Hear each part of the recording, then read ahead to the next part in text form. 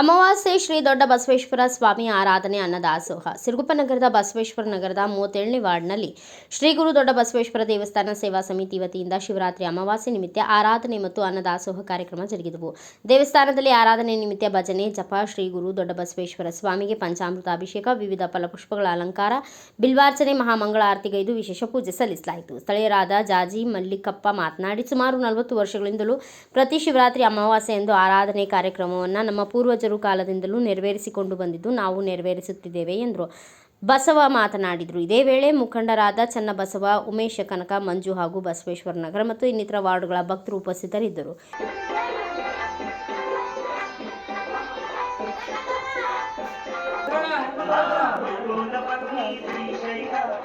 ಬಸವೇಶ್ವರ ನಗರದ 31ನೇ ವಾರ್ಡು ಶ್ರೀ ದೊಡ್ಡ ಬಸವೇಶ್ವರ ದೇವಸ್ಥಾನದ ಹಿರಿಯರು ಮಲ್ಲಿಕಪ್ಪನವರು 42 ವರ್ಷದಿಂದ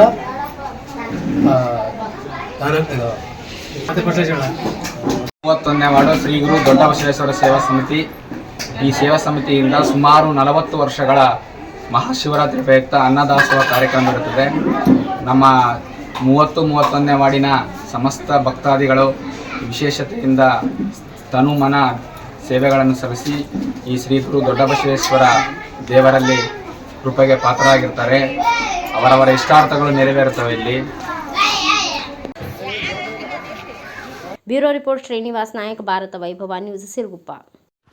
Thanks for watching. Read, discuss and debate with editor Dr. Yan Prashant Rao. Wanted reporters in print, digital and visual media for Bharat Vaibhav Daily Newspaper, BV News 5 Channel and BV Fast Web News from all the talukas of Karnataka, Goa and Maharashtra. If interested, send your resume to 9019229369.